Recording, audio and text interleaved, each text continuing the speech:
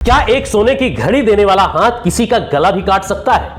क्या एक देश जो अपनी जरूरत का 40% तेल अपने पड़ोसी से लेता था, अचानक उसे दुनिया के नक्शे से मिटाने की कस्में खा सकता है?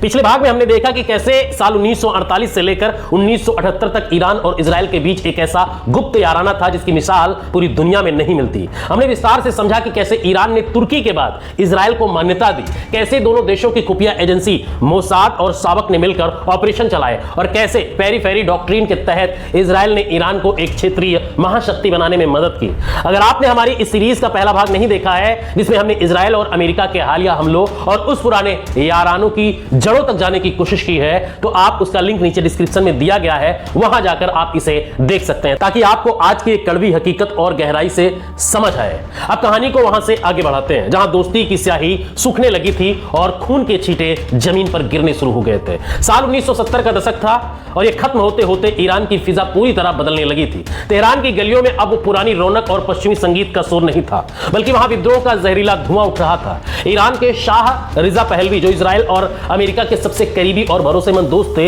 अपनी ही जनता की नजरों में एक विदेशी कठपुतली बनते नजर आ रहे थे। लोगों को शाह का अंधाधुंध पश्चिमीकरण, उनकी शाही फिजूल खर्ची और इजराइल के साथ उनकी रहस्यमयी नजदीकियां बिल्कुल रास नहीं आ रही थी। ईरान का उलेमा वर्ग और कट्टरपंथी धड़े ये देख रहे थे कि कैसे इजराइल और अमेरिका मिलकर ईरान के प्राकृतिक संसाधनों और तेल का फायदा उठा रहे हैं, और इसी जबरदस्त गुस्से की लहर पर सवार होकर एक ऐसे शख्स का उदय हुआ जिसने मिडिल ईस्ट की पूरी जियोपॉलिटिक्स को हमेशा के लिए तहस नहस कर दिया। आयतुल्लाह रूहुल्लाह खमेनी ने फ्रांस में निर्वासन के दौरान ही अपनी आग उगलती तकरीरों से ईरान की जनता के दिलों में क्रांति की वो ज्वाला जला दी जिसे बुझाना नामुमकिन था। उनका एक ही मिशन था, शाह की हुकूमत को उखाड़ फेंको और छोटे शैतान यानी इजराइल और बड़े शैतान यानी अमेरिका को ईरान की सरजमी से हमेशा के लिए बाहर निकालो।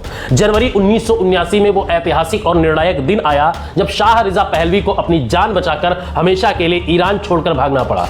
1 फरवरी 1979 को जैसे ही आयतुल्लाह खमेनी तेहरान के मेहराबाद एयरपोर्ट पर उतरे, ईरान की किस्मत और उसका इतिहास दोनों बदल गया। यह केवल एक साधारण सत्ता परिवर्तन नहीं था, बल्कि एक वैचारिक और सांस्कृतिक भूकंप था जिसने पूरी दुनिया को हिलाकर रख दिया।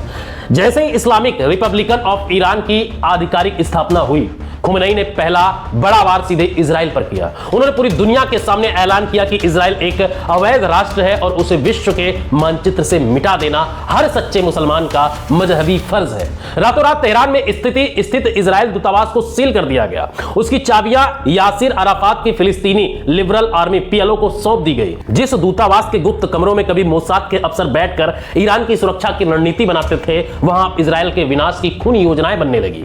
ईरान ने इजराइल के पासपोर्ट धारकों के लिए अपने दरवाजे हमेशा के लिए बंद कर दिए और पुराने सभी व्यापारिक समझौतों को कूड़ेदान में डाल दिया। वो तेल की पाइपलाइन जो दशकों से इजराइल की मिलिट्री और इकोनॉमी की सांसें चला रही थी, उसे हमेशा के लिए काट दिया गया। लेकिन अंतरराष्ट्रीय राजनीति की विसात पर मोहरे कभी सीधे नहीं चलते और दोस्ती दुश्मनी के मायने पल पल बदलते हैं। अभी ईरान की इस इस्लामिक क्रांति को 1 साल भी पूरा नहीं बीता था कि ईरान पर एक विनाशकारी मुसीबत आ पड़ी। 22 सितंबर 1980 को इराक के महत्वाकांक्षी तानाशाह सद्दाम हुसैन ने अपनी विशाल और आधुनिक सेना के साथ ईरान पर चौतरफा हमला कर दिया। सद्दाम को लग रहा था कि क्रांति के बाद मची अफरा तफरी में ईरान कमजोर हो चुका है और वो कुछ ही हफ्तों में तेहरान के तख्त पर कब्जा कर लेगा। और उस वक्त ईरानी पूरी दुनिया में अकेला और अलग थलग पड़ चुका था, क्योंकि उसने तेहरान में 52 अमेरिकी राजनयिकों को बंधक बना लिया था। ईरान के पास हथियार तो बहुत थे, लेकिन वे सब पुराने शाह के दौर की अमेरिकी और इजरायली तकनीकी के थे, जिनके स्पेयर पार्ट्स और मेंटेनेंस केवल इजराइल या अमेरिका के पास ही उपलब्ध थे। अब यहां से कहानी में वो खौफनाक और हैरान कर देने वाला मोड़ आता है जो किसी को भी सोच में डाल देगा। आयतुल्लाह खमेनी जो दिन रात सरेआम इजराइल को छोटा शैतान कह रहे थे, उन्हें अपनी सत्ता और देश की रक्षा के लिए उसी शैतान की गुप्त मदद लेनी पड़ी। दूसरी तरफ इजराइल भी सद्दाम हुसैन को एक बहुत बड़े अस्तित्ववादी खतरे के रूप में देख रहा था। इजराइल का रणनीतिक मानना था कि अगर सद्दाम ने ईरान को हरा दिया तो पूरे अरब जगत का बिना ताज का सुल्तान बन जाएगा और फिर उसका अगला और अंतिम निशान इजराइल ही होगा। यही वो नाजुक समय था जब दुश्मन का दुश्मन दोस्त होता है वाली पुरानी कहावत एक बार फिर हकीकत में तब्दील हुई। 1981 से 1983 के बीच इजराइल ने गुपचुप तरीके से और तीसरी पार्टियों के जरिए ईरान को करोड़ों डॉलर के घातक हथियार और जरूरी स्पेयर पार्ट्स बेचे। इजराइल ने ईरान को X-106 एमएम की भारी तोपें, लड़ाकू टैंकों के टायर और सबसे जरूरी चीज उसके एयरफोर्स के फाइटर जेट्स के पुर्जे मुहैया कराए। यहां तक कि जब सद्दाम हुसैन इराक में अपना परमाणु रिएक्टर ओसीराक बना रहा था तो इजराइल ने 7 जून 1981 को ऑपरेशन ओपेरा चलाकर उसे पूरी तरह तबाह कर दिया। इजराइल के इस सटीक हवाई हमले ने अप्रत्यक्ष रूप से ईरान की बहुत बड़ी मदद की, क्योंकि सद्दाम का परमाणु शक्ति बनने का सपना चकनाचूर हो गया और ईरान के ऊपर से एक बड़ा खतरा टल गया। आज के इतिहासकार और खुफिया दस्तावेज बताते हैं कि ईरान इराक युद्ध के उन शुरुआती और कठिन सालों में ईरान जो भी सैन्य साजो सामान इस्तेमाल कर रहा था उसका लगभग 80% हिस्सा इजराइल के गुप्त रस्तों से ही आ रहा था। यह इतिहास का एक ऐसा विरोधाभास था जिसे दुनिया की नजरों से पूरी तरह छिपा कर रखा गया। दिन के उजाले में ईरान इजराइल के पुतले जलाता था और रात के अंधेरे में उसी से अपनी रक्षा के लिए हथियार खरीदता था। 8 साल लंबे चले इस भीषण युद्ध ने ईरान को आर्थिक रूप से पूरी तरह तोड़ दिया था, लेकिन वैचारिक रूप से उसे और भी ज्यादा कट्टर और आक्रामक बना दिया। युद्ध खत्म होते होते ईरान के नेतृत्व ने यह अच्छी तरह समझ लिया था कि वो इजराइल की आधुनिक तकनीकी से सीधे आमना सामना नहीं लड़ सकता। इसीलिए उसने प्रॉक्सी वार यानी परोक्ष युद्ध की एक खतरनाक रणनीति बनाई।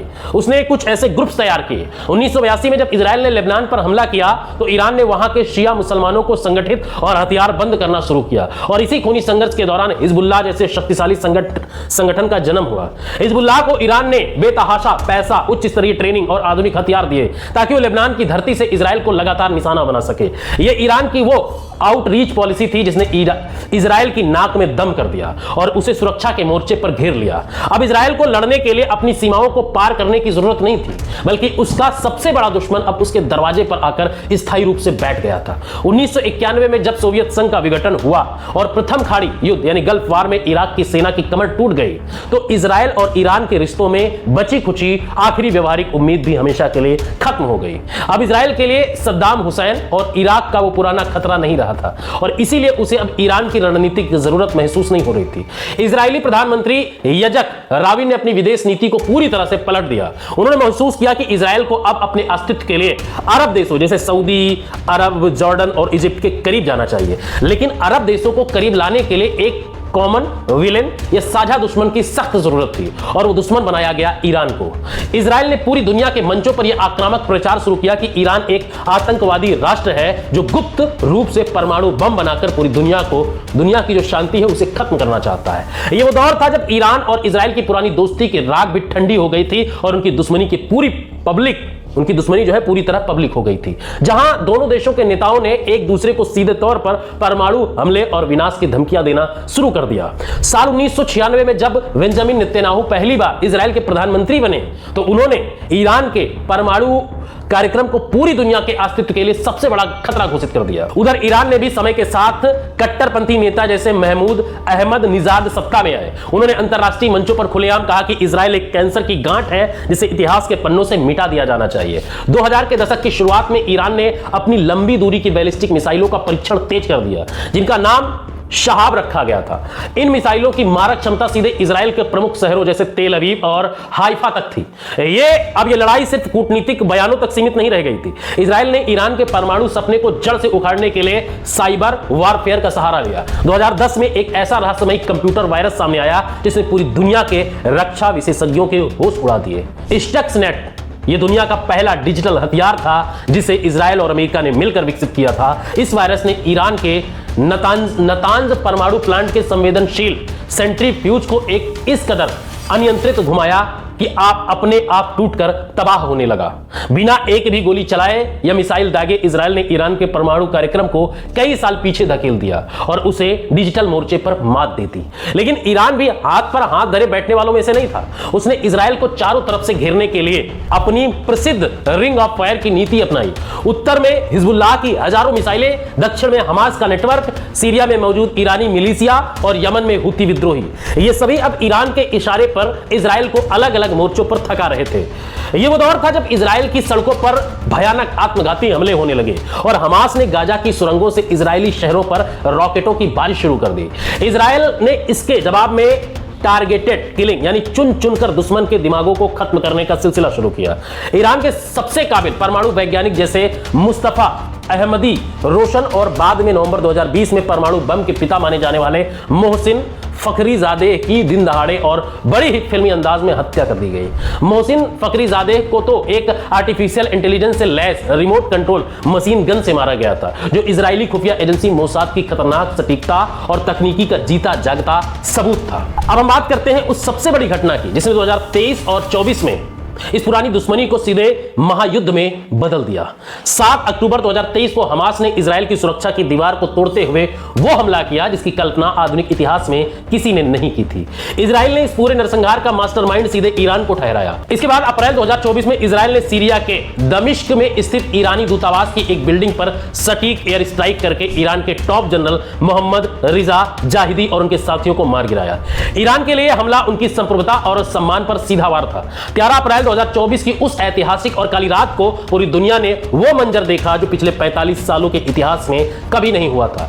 ईरान ने पहली बार अपनी खुद की जमीन से सीधे इजराइल पर 300 से ज्यादा बैलिस्टिक मिसाइलें और घातक ड्रोन दाग दिए। हालांकि इजराइल के आयरन डोम और एरो डिफेंस सिस्टम ने मित्र देशों की मदद से उसमें से 99% को हवा में ही खत्म कर दिया। लेकिन ईरान का संदेश पूरी दुनिया को साफ था, अब ये कोई छाया युद्ध या शैडो वार नहीं बल्कि एक सीधा और आर पार का युद्ध है। इस साल यानी 2025 और मार्च 2026 की शुरुआत में जो कुछ भी घटा उसने पूरी दुनिया की शांति को बारूद के ढेर पर लाकर खड़ा कर दिया। लेबनान में हुए अभूतपूर्व पेजर धमाकों ने हिजबुल्लाह की पूरी संचार व्यवस्था और मनोबल को तोड़ कर रख दिया और इसके बाद इजराइल ने एक बहुत ही गोपनीय ऑपरेशन में हिजबुल्लाह के सर्वशक्तिमान आका हसन नसरुल्लाह को उसके ही बंकर में मलबे के नीचे दफन कर दिया।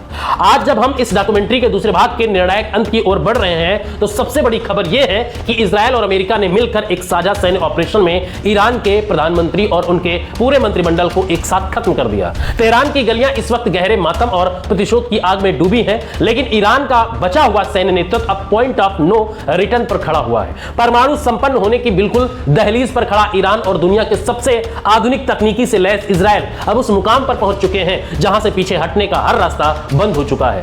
क्या यह भीषण हमला ईरान के ताबूत में आखिरी कील साबित होगा या ईरान अपनी बची हुई पूरी ताकत के साथ वो पलटवार करेगा जो मिडिल ईस्ट के नक्शे को हमेशा के लिए बदल कर रख देगा? क्या अमेरिका इस महायुद्ध में अब सीधे तौर पर अपनी सेना उतारेगा या फिर रूस और चीन भी इस वैश्विक संकट में अपनी सक्रिय भूमिका निभाने के लिए मैदान में आएंगे? इन सभी खौफनाक सवालों के जवाब और इस खूनी खेल का अंतिम और निर्णायक क्लाइमैक्स हम देखेंगे हमारे इस विशेष सीरीज के अगले यानी आखिर यानी तीसरे पार्ट में, और हम आपको विस्तार से बताएंगे कि कैसे एक एक करके ईरान के सभी मोहरों को विसात से हटाया गया और क्या है वो फाइल सीक्रेट प्लान जो इजराइल ने तेहरान के भविष्य के लिए तैयार कर रखा है। और अगर आपको यह ऐतिहासिक विश्लेषण और आज के तथ्यों पर आधारित डॉक्यूमेंट्री पसंद आ रही है तो हमारे चैनल को सब्सक्राइब जरूर कर लें और इस वीडियो को शेयर करना ना भूलें ताकि सच्चाई हर किसी तक पहुंचे। मिलते हैं इसके भाग 3 में और इसका भाग 3 आपको डिस्क्रिप्शन में मिल जाएगा जहां इतिहास का सबसे काला और अंतिम अध्याय लिखा जाना अभी बाकी है। मिलते हैं नए वीडियो में, तब तक के लिए नमस्कार।